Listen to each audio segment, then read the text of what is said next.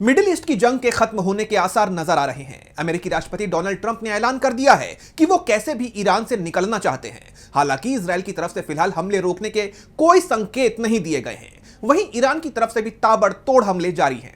ऐसे में सवाल उठ रहे हैं कि क्या ट्रंप ईरान जंग छोड़कर निकलने की तैयारी में है? क्या अमेरिका ईरान के सामने घुटने टेकने के लिए मजबूर हो गया है? तो क्या है पूरी खबर, देखिए इस रिपोर्ट में।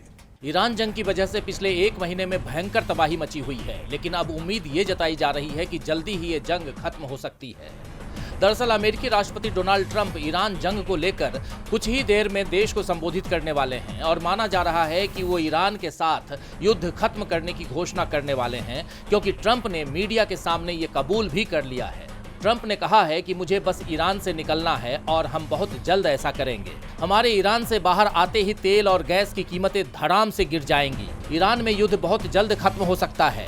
अमेरिका को युद्ध खत्म करने के लिए ईरान के साथ किसी समझौते की जरूरत नहीं है। अमेरिकी सेना 2 से 3 हफ्तों में ईरान छोड़ देगी, जिससे साफ हो जाता है कि अब ट्रंप कैसे भी इस जंग से बाहर निकलने की कोशिशों में जुट गए हैं। लेकिन इजराइल अभी इसके लिए तैयार नहीं दिख रहा है। इजरायली विदेश मंत्री गिदोन सार का तो यहाँ तक कहना है कि ये इजराइल का आखिरी युद्ध होगा, इसकी कोई गारंटी नहीं है।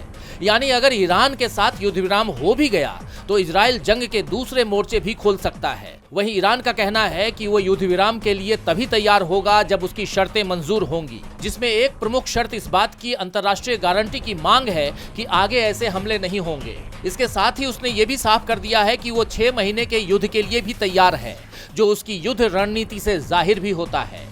ईरान ने हर मोर्चे पर अमेरिका और इजराइल को करारा जवाब दिया है और अब अपने ताजा बयान में IRGC यानी इस्लामिक रिवोल्यूशनरी गार्ड कोड ने 18 अमेरिकी कंपनियों पर हमले की चेतावनी दी है, जिसके बाद अमेरिका ही नहीं बल्कि पूरी दुनिया में हड़कंप मच गया है।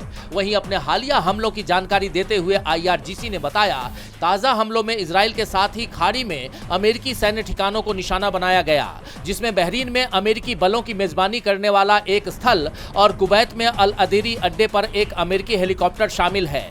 इन हमलों में एक हेलीकॉप्टर तबाह हो गया है। कतर के रक्षा मंत्रालय ने भी बताया कि उसके तट पर खड़े तेल टैंकर पर ईरान से मिसाइल दागी गई। वहीं यमन के हूती विद्रोहियों ने ईरान और हिजबुल्लाह के साथ मिलकर दक्षिणी इजराइल पर बैलिस्टिक मिसाइलें दागने की बात कही है। इस बीच ईरान के नए सर्वोच्च नेता मुज्तबा खामनेई ने हिजबुल्लाह की प्रशंसा की है। उन्होंने कहा कि हिजबुल्लाह के नेता इस्लामी दुनिया के सबसे बुरे दुश्मनों के खिलाफ ईमानदारी, दृढ़ता और धैर्य का प्रतिनिधित्व करते हैं। और उधर अमेरिका और इजराइल ने भी मध्य और दक्षिण पश्चिम ईरान में स्थित इस्पात संयंत्रों को निशाना बनाया है। इस बीच खबर ये भी आ रही है कि ब्रिटेन स्ट्रेट ऑफ हॉर्मुज को फिर से खोलने के तरीकों पर चर्चा के लिए एक अंतर्राष्ट्रीय राजनयिक शिखर सम्मेलन की मेजबानी करेगा। प्रधानमंत्री कीर स्टारमर ने इसकी घोषणा की।